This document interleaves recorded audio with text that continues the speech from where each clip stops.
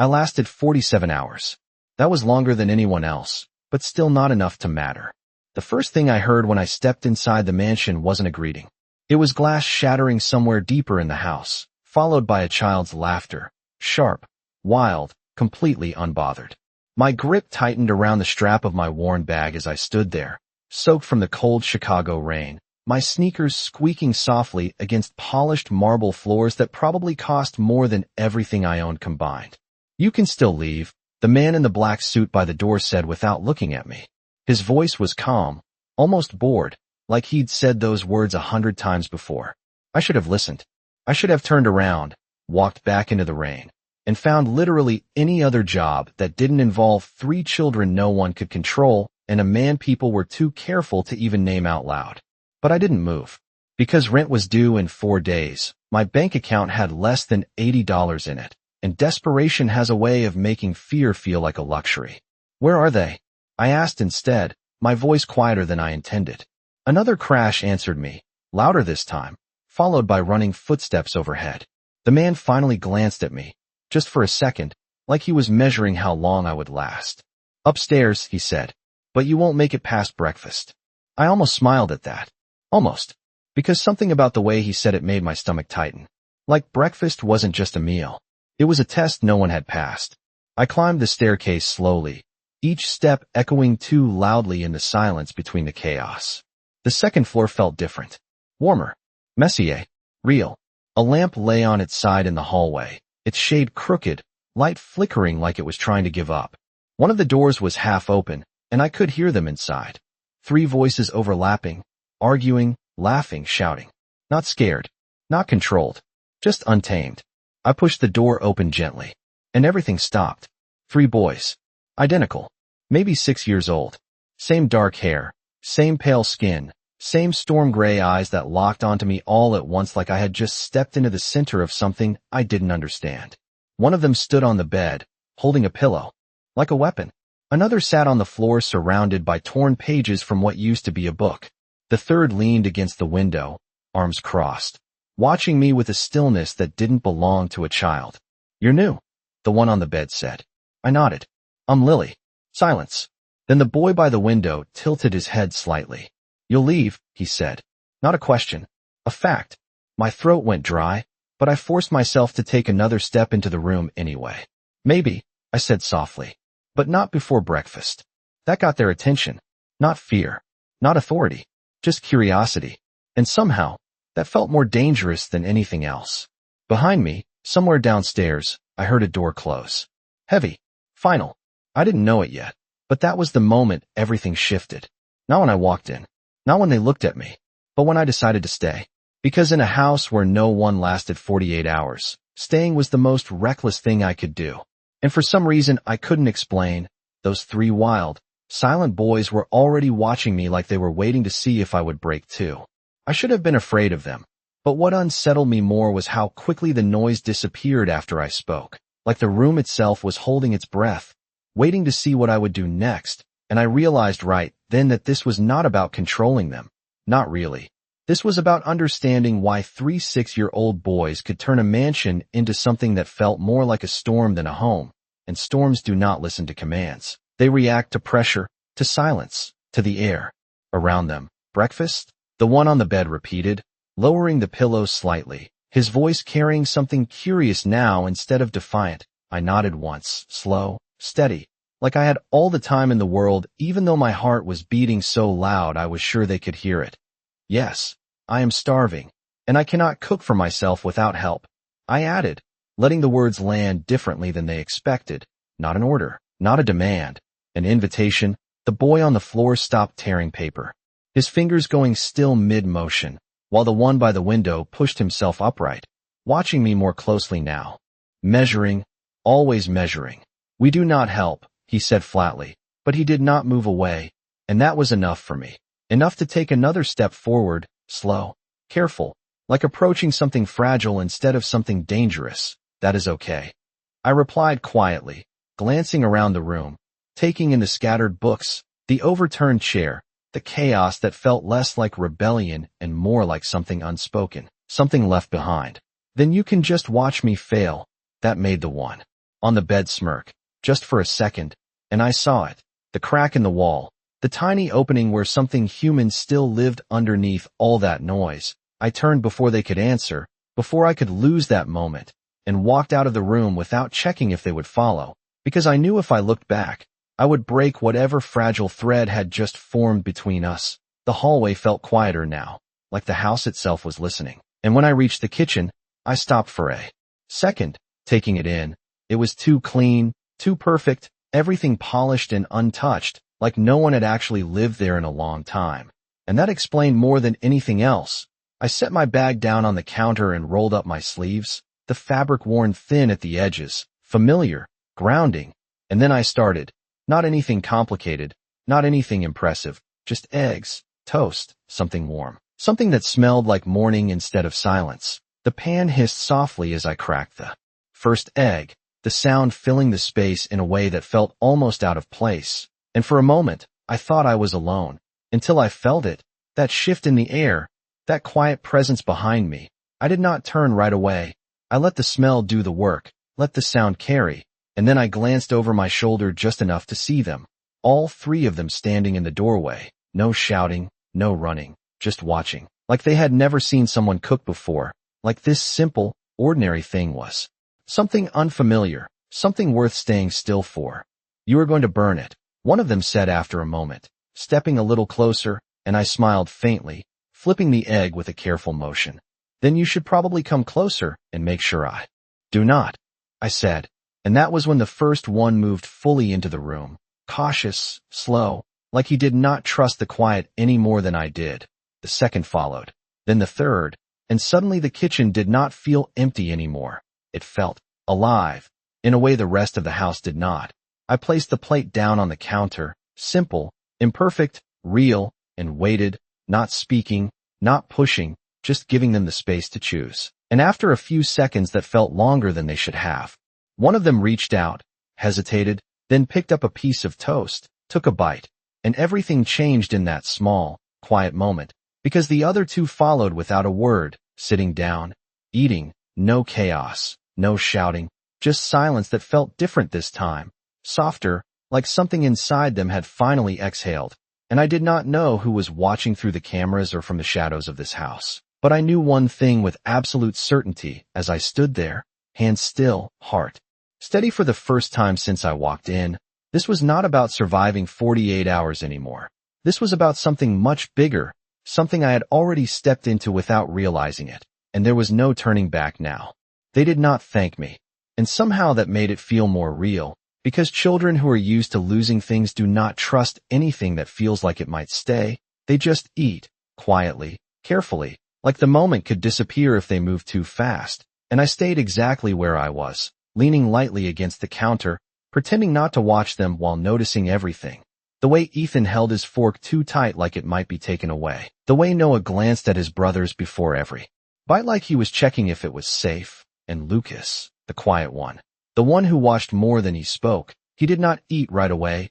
He just stared at the plate like he was trying to remember something he had forgotten, something important, something warm. And that was when I understood. This was not about food. It was about something they had not had in a long time, something simple enough that no one thought it mattered. I turned back to the stove and made another batch. Without asking, letting the rhythm fill the room, crack, sizzle, flip, breathe, and slowly, the tension that had lived in that kitchen when I first walked in started to shift into something softer, something quieter. "You cook weird," Noah said suddenly, his voice breaking the silence but not the calm. I smiled a little, not turning around. "That is because I learned from someone who never followed recipes," I said. And that got a small reaction, a glance, a flicker of curiosity. "Did she leave, too?"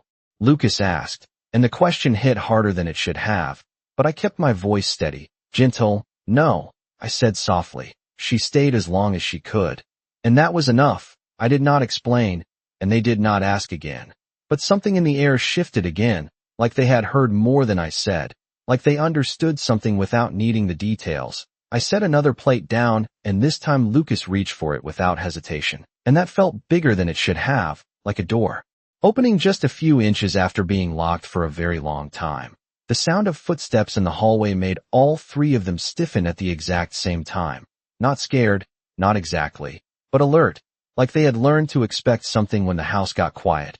I followed their gaze as the figure appeared in the doorway, tall, still, controlled, and the temperature in the room seemed to drop without a single word being spoken. Adrian Volkov did not need to announce himself. The space shifted around him, adjusted to him, like everything knew exactly who he was. His eyes moved first, not to me, but to the boys, taking in the scene with a precision that felt almost clinical. 3 plates, half empty, chairs pulled close together, no broken glass, no shouting, no chaos, just silence. And for the first time since I had entered this house, it was not the kind of silence that felt like something was about to break. It was the kind that felt like something had finally settled.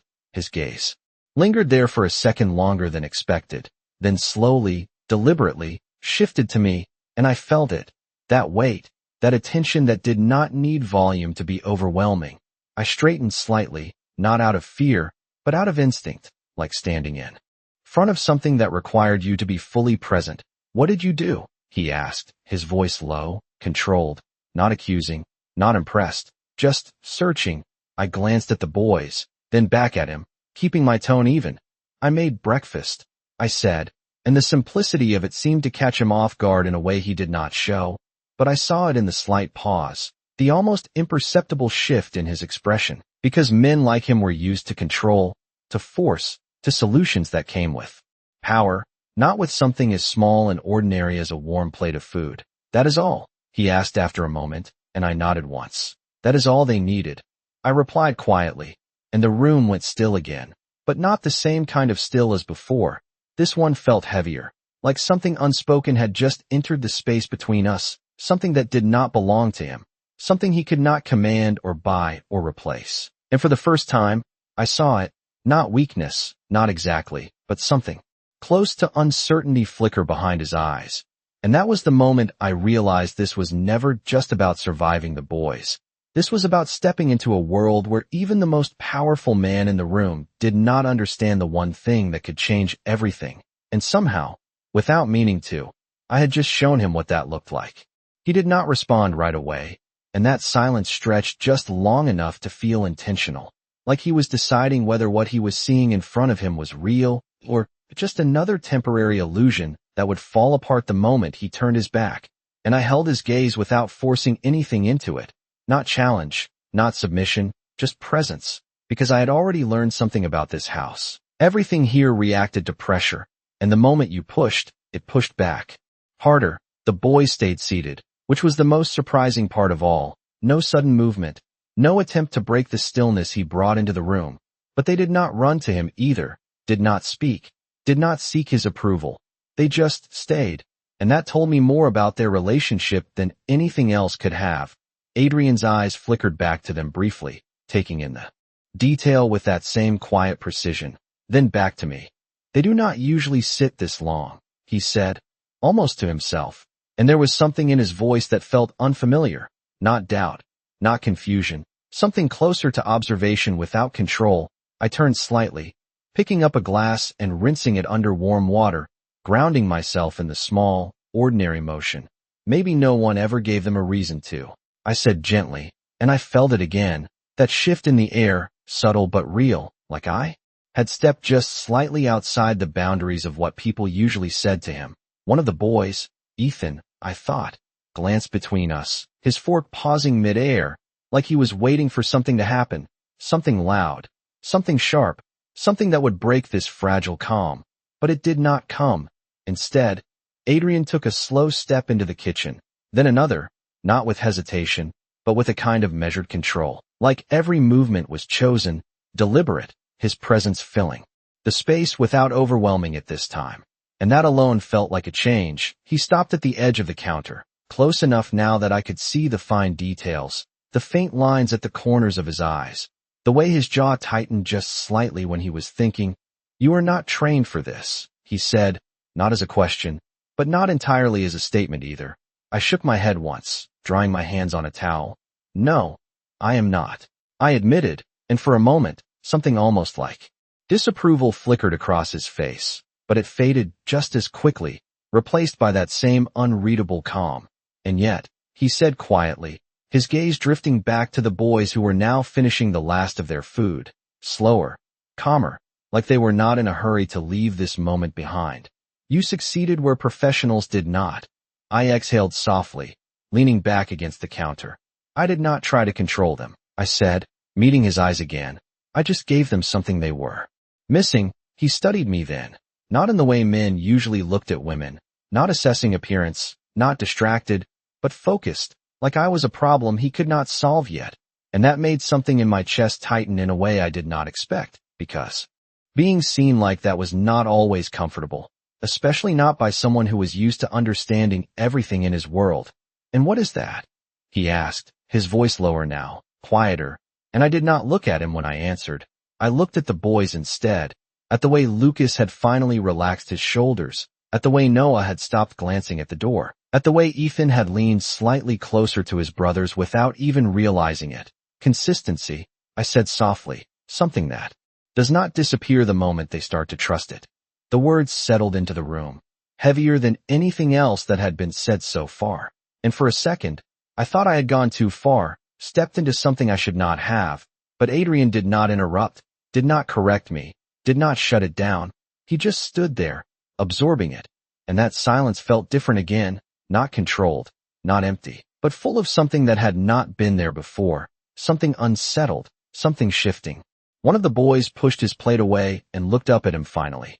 Are you going to make her leave too? Noah asked, his voice small but steady. And that question cut through everything, through the tension, through the control, through whatever distance Adrian had built between himself and this part of his life. Because this was not about employees or routines or schedules. This was about a pattern they already knew too well.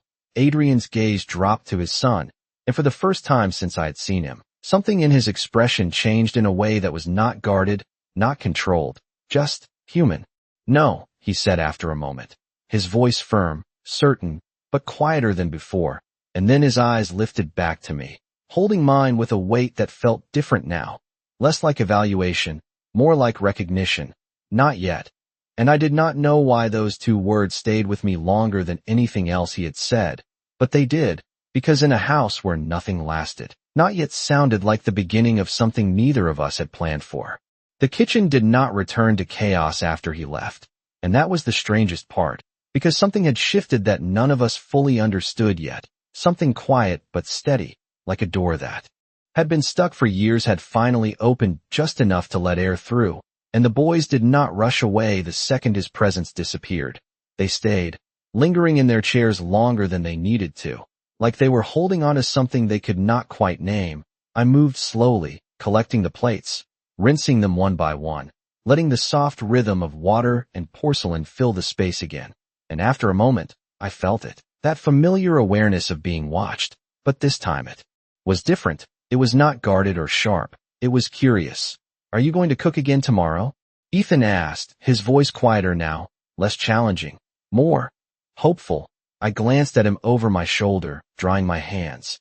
If you are here, then yes, I said simply, and he looked down at the table like that answer meant more than it should have. Noah swung his legs lightly under the chair.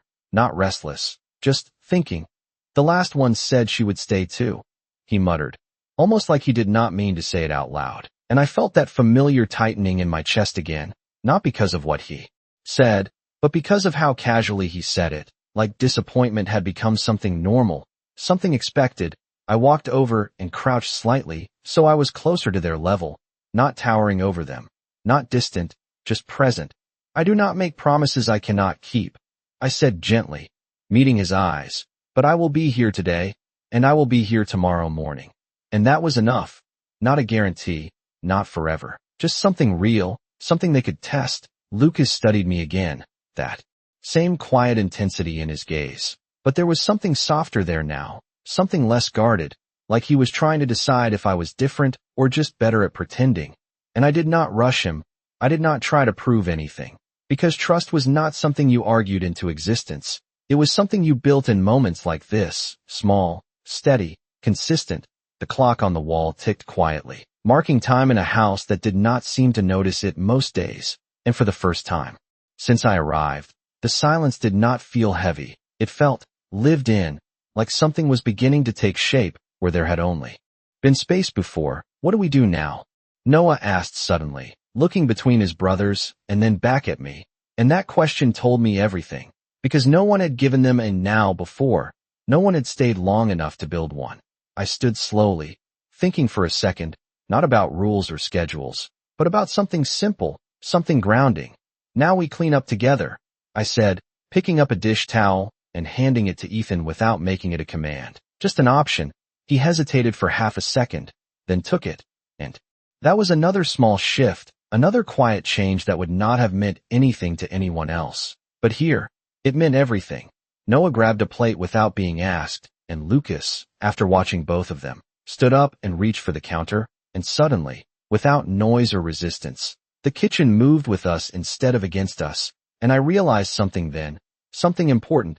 This was not about fixing them. It was about giving them something steady enough that they did not feel the need to break everything around them just to be seen. Footsteps echoed faintly somewhere in the hallway again, slower this time, measured, and I knew without turning who it was, not because I saw him, but because the air changed in that same quiet, controlled way. But this time, I did not tense, and neither did the boys. They glanced toward the doorway, then back to what they were doing. And that was new. Adrian stood there again, silent, watching, but the scene in front of him was no longer unfamiliar chaos. It was something else entirely. 3 boys drying dishes, moving carefully, not perfectly, but together, and a girl he had never seen before standing in the middle of it like she belonged there, like she had always been there.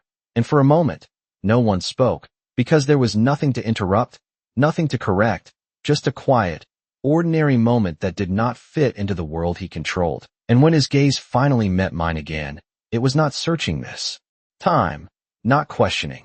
It was something else, something deeper, something that felt dangerously close to understanding. And I realized as I stood there, hands still, heart steady, that I had not just stayed past breakfast. I had crossed into something far more complicated. Because in a house where everything was built on control, I had introduced something that could not be controlled at all, and that was exactly why it mattered. The rest of the morning did not feel like something I was surviving anymore.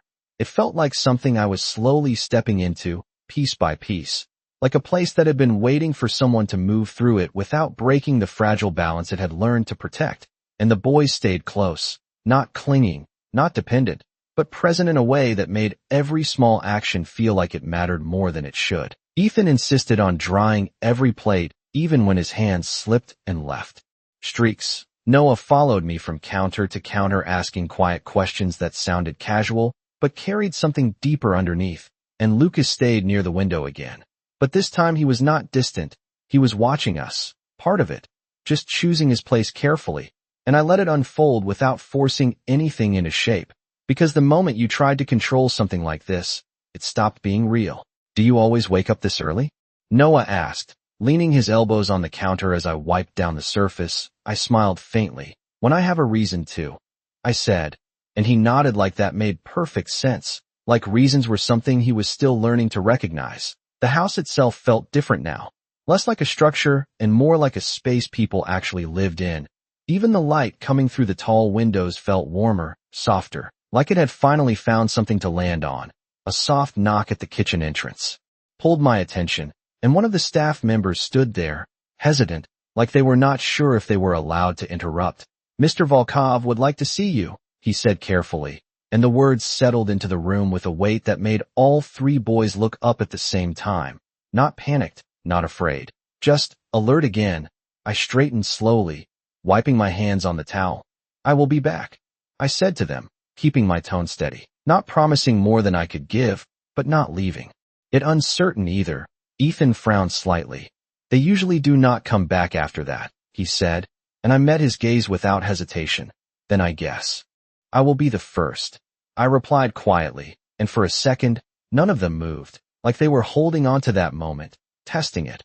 And then Lucas gave a small nod, almost imperceptible, but it was enough. I followed the staff member down the hallway, each step echoing differently now, not as loud, not as uncertain, until we reached a set of double doors that felt heavier than anything else in the house. The man stepped aside and opened one of them, and I stepped into a space that felt like a different world entirely. Darker, quieter, more controlled. Adrian stood near the window, his back partially turned, the city stretching out behind him in sharp lines and distant movement. And for a moment, he did not speak, did not turn, like he already knew I was there without needing to confirm it. "You changed the dynamic of my house in less than one morning," he said finally, his voice calm, measured, but carrying something I had not heard before, something that sounded almost personal. I stayed where I was, not moving closer, not retreating, just holding my ground in the quiet space he had created. "I did not change it," I said gently. "I just gave them something to respond to." He turned then, slowly, his eyes finding mine with that same intensity. But it was different now. Less like he was trying to figure me out, more like he was trying to understand something he had missed. "And what exactly is that?" he asked, stepping closer, not invading, but not distant either. I exhaled softly, choosing my words carefully, not because I was afraid of him, but because I understood that this mattered more than anything else that had happened so far. "Presence," I said quietly. "Not attention that comes and goes. Not rules that change depending on the day. Just someone who stays in the moment with them." He watched me for a long second, and the silence between us felt heavier this time. Not uncomfortable, just full, like something important was being weighed without words. "You speak as if you understand them," he said, and there was no challenge in his tone, just curiosity. I shook my head slightly. "I do not understand everything," I admitted. "But I understand what it feels like to expect people to leave." And that was the first time something in his expression shifted in a way that was not controlled, not hidden, just real, brief, but real, like he had not expected that answer, like it had reached somewhere he did not usually let people near. The city moved behind him, cars like small lines of light, distant and constant, and for a moment, the room felt less like a place of power and more like a place where something unspoken had just been revealed. "They are not easy," he said after a while, his voice quieter now, and I almost smiled. "Neither am I," I replied softly, and that earned the smallest reaction from him.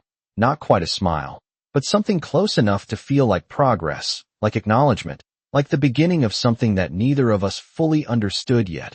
And as I stood there in that quiet office, I realized something I had not allowed myself to think before. This was no longer just a job. This was a choice I was making every second I stayed. Because in a world built on control, I had become the one thing that could not be predicted, and for the first time, that did not feel like a risk, it felt like a reason to stay. When I stepped out of his office, the hallway felt different than it had before, like the air itself had shifted around something neither of us had said out loud. And I realized my hands were not shaking anymore, not like they had when I first walked into this house, not like they should have been after standing in front of a man who was used to controlling everything around him. But there was no fear left in me, just a quiet awareness that something had changed, and there was no going back to how things were before. The sound of small footsteps pulled me out of my thoughts before I even reached the kitchen, and I barely had time to turn before Noah appeared at the end of the hallway, his expression carefully neutral in a way that did not belong on a 6-year-old. "You came back," he said, not surprised, not relieved, just stating something he had not fully believed would happen. I softened slightly, kneeling down so I was at his level again. "I told you I would," I replied gently, and he watched me for a second longer before giving a small nod, like he was marking it somewhere inside himself, like he was deciding to believe it just a little more this time. Ethan and Lucas were not far behind, appearing almost silently, their presence filling the space in that quiet, watchful way I was starting to recognize. "He did not make you leave," Ethan said, his tone careful, like he was still testing the edges of this new reality. I shook my head once. "No, he did not." And that answer seemed to settle something in all three of them. Not completely, not all at once, but enough to make them stay close instead of drifting away again. We moved back into the kitchen together, not because I told them to, but because it felt like the place we had started something that was not finished yet. The light had shifted slightly, softer now, stretching across the floor in long lines that made everything feel calmer than it had just hours before. "What now?" Noah asked again. But this time it did not sound uncertain. It sounded expectant, like he was beginning to understand that, now, could actually mean something. I glanced around the space, then back at them. "Now we make lunch," I said simply, and Ethan let out a quiet breath that almost sounded like a laugh. Like the idea of something normal continuing was still surprising to him. We worked together again. Not perfectly, not smoothly, but together, and that was enough. Lucas handed me ingredients without being asked. Noah tried to stir something he clearly did not fully understand, and Ethan stayed close, watching, learning, not interrupting, just present. And somewhere in the middle of all that, I felt it again, that subtle shift in the air, the awareness of someone watching. But this time it did not feel intrusive, it felt intentional. I did not turn right away. I let the moment continue. Let the boys stay in it without breaking the rhythm we had found, until I finally glanced toward the doorway and saw him there again. Adrian, silent, composed, but not distant in the way he had been before. His attention was not divided, not calculating. It was focused entirely on the scene in front of him. And for the first time, it did not feel like he was observing something he needed to control. It felt like he was witnessing something he did not want to interrupt. "You are still here," he said after a moment, his voice quieter than before, and I nodded slightly, turning back to the counter. "So are they," I replied, and that earned a pause, a longer one this time. Like he had not expected the answer to shift the focus away from me. But it did, because this was never just about me staying. It was about them choosing to remain in something that felt safe enough not to run from. One of the boys, Lucas this time, glanced toward him, then back at what we were doing, and did not move, did not retreat. And that was new. Adrian noticed it too. I could see it in the way his posture shifted slightly, not dramatically, but enough to show that he understood the difference. "They are calmer," he said, almost to himself, and I nodded once. "They are not being prepared to lose something," I said quietly, and the words settled into the room in that same heavy way as before, not uncomfortable, just real. And for a moment, no one spoke, not me, not him, not even the boys, because something had been acknowledged that could not be undone, something that changed the way this house functioned whether anyone wanted it to or not. And as I stood there, hands moving through something simple and ordinary, I realized something that made my chest tighten just slightly. This was not just affecting the boys anymore. This was affecting him too, because in a world where he controlled outcomes, he was now standing in the middle of something that did not follow his rules, something he could not force, something he could only watch or choose to be part of. And I did not know which one he would choose yet. But the fact that he was still standing there, still watching, told me more than anything he could have said out loud. The rhythm we built in the kitchen did not break when the day moved forward. It deepened, like something fragile had settled into place and decided to stay just a little longer. And for the first time since I arrived, the house did not feel like it was waiting for something to go wrong. It felt like it was learning how to exist differently, one quiet moment at a time. The boys stayed close even after lunch was finished, not hovering, not restless, just present, like they were not sure what to do with the absence of chaos. And I understood that feeling more than I wanted to admit. Because silence is easy when it is empty, but when it starts to mean something, it becomes something you do not want to lose. "Do we have to go back upstairs?" Noah asked, his voice low, like he was testing the question before fully committing to it. I glanced at him, then at his brothers, and I realized this was not about the room. It was about what that room represented, the noise, the isolation, the version of themselves they had learned to become there. "Not right away," I said gently. "We can stay here for a while." And that answer settled over them like something warm, something they did not argue with, did not question, just accepted. Ethan leaned lightly against the counter, his earlier tension replaced with something softer, something quieter. Lucas moved to sit near the window again. But this time he did not turn away from us. He faced inward, watching, listening, part of it. And Noah stayed closest to me, not clinging, just near enough to feel the difference. The sound of a phone vibrating on the counter broke the stillness, sharp and unexpected. And all three boys stiffened at once, their eyes snapping toward the sound, not afraid, but alert in a way that felt learned, practiced. I picked it up slowly, glancing at the screen, then back at them, keeping my movements calm, deliberate. "It is nothing urgent," I said softly, setting it back down, and the tension eased just slightly, but not completely, because something had already shifted in the air, something I could not see but could feel, like a distant change in weather before the sky actually darkens. Footsteps echoed again, faster this time, less measured, and one of the security staff appeared in the doorway, his posture tighter than before, his voice controlled but carrying a different edge. "Mr. Volkov needs the boys in the East Wing," he said, and the words landed heavier than anything else had that day, not because of what they meant, but because of how quickly everything in the room reacted to them. Ethan straightened, Noah's hands curled slightly against the counter, and Lucas went still in a way that felt too deliberate to be natural. I felt it immediately, that shift back towards something they knew too well, something they had learned to brace for. I stepped slightly closer to them without thinking, not blocking, not resisting, just there. "We are in the middle of something," I said calmly, meeting the staff member's gaze, not challenging, just steady, and he hesitated, just for a second, like that was not a response he expected. "It is important," he replied, more carefully now, and I nodded once, acknowledging that, not dismissing it, then turned slightly toward the boys, lowering my voice just enough to keep the moment contained. "You are not in trouble," I said softly, and all three of them looked at me at the same time, like that was the only thing they needed to hear, the only thing that mattered in that moment. Noah exhaled quietly, the tension in his shoulders easing just a fraction.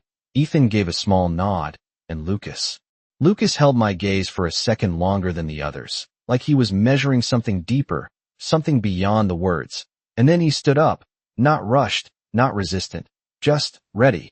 "We will come back?" Noah asked, his voice quieter now, more certain than before, and I met his eyes without hesitation. "Yes," I said, and this time, it was not just something to get through the moment, it was something I intended to keep, because I understood now that every time they returned, every time something stayed consistent, it changed the way they saw this place. The staff member stepped aside as the boys moved past him, not chaotic, not loud, just controlled in a way that felt different from before, like they were choosing how they moved instead of reacting.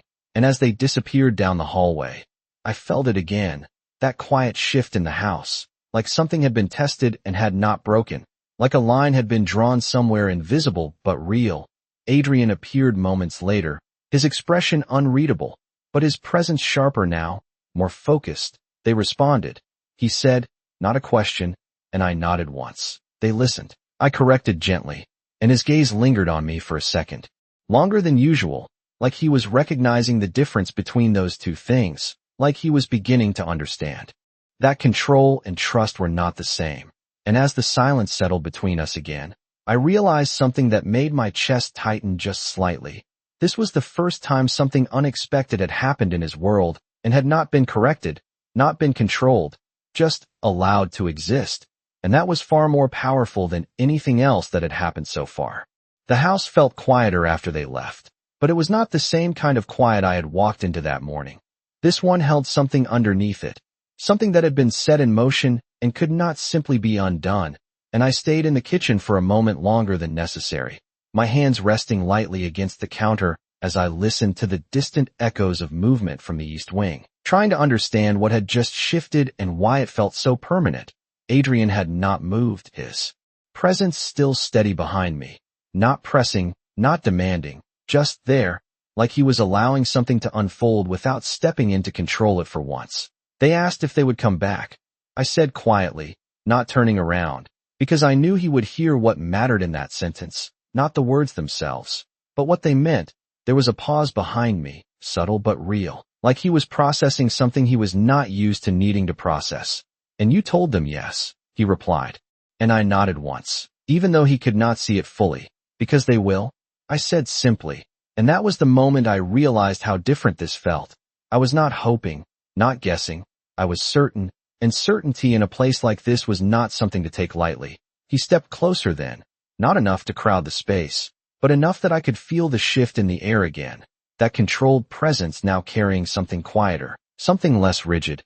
"You speak as if you have already decided your place here," he said, his voice lower now, not questioning, not accusing, just observing. I turned then, finally meeting his gaze, and there was no hesitation in me, no second guessing, just a calm I had not expected to find in a house like this. I did not decide anything. I said softly. They did, and that landed differently than anything else I had said to him so far. I could see it in the way his expression changed, not dramatically, but enough to show that he understood what I meant, because this was not about employment or contracts or control. This was about three boys who had learned to expect everything to leave and had just, for the first time, chosen to stay connected to something instead of pushing it away, and that was not something he could command. That was something he had to recognize. The silence between us stretched again, but it did not feel heavy anymore. It felt full, like something had settled in a place that neither of us wanted to disturb. Most people try to earn my approval, he said after a moment, his tone measured but different, less distant, more present. I tilted my head slightly, considering that, then shook it gently. I am not here for your approval, I replied, and I expected resistance. Expected that line to create distance again, but it did not. Instead, something shifted in his gaze. Something sharper but not colder, something that looked a lot like respect, and that was not what I had intended. But it was there, undeniable. No, he said quietly, almost to himself. You are not. And for a second, neither of us moved, because that acknowledgement carried more weight than anything else that had been said. The sound of small footsteps returning down the hallway broke the moment before it could settle too deeply, and I turned instinctively, my attention shifting immediately. Not because I had to, but because it mattered. The boys appeared again, not running, not chaotic, just moving with a kind of quiet certainty that had not been there before. And the moment Noah saw me, something in his shoulders relaxed in a way that was impossible to miss. Ethan glanced briefly at Adrian, then back to me, and Lucas. Lucas walked straight into the kitchen without stopping at the doorway, like the space belonged to him now in a way it had not before. We came back, Noah said, and there was something in his voice this time, something lighter, something that sounded almost like relief. I smiled softly, not overly, not dramatically, just enough for them to see it. I told you that you would, I said, and that was it. No big moment, no dramatic shift, just something simple and steady that held more weight than anything else could have. Adrian watched the exchange without interrupting, without stepping in, and that was the real change. Not what I had done, not what the boys had done, but what he had chosen not to do, because for the first time, he was not controlling the moment, he was allowing it. And that was where everything truly began, because he could command the city, he could control outcomes, he could shape everything around him with precision and force. But in that quiet kitchen, with three boys who had finally stopped running and a girl who refused to leave, he was learning something he had never needed before, that not everything worth keeping could be controlled. Some things had to be chosen, and in that moment, without saying it out loud, we all did.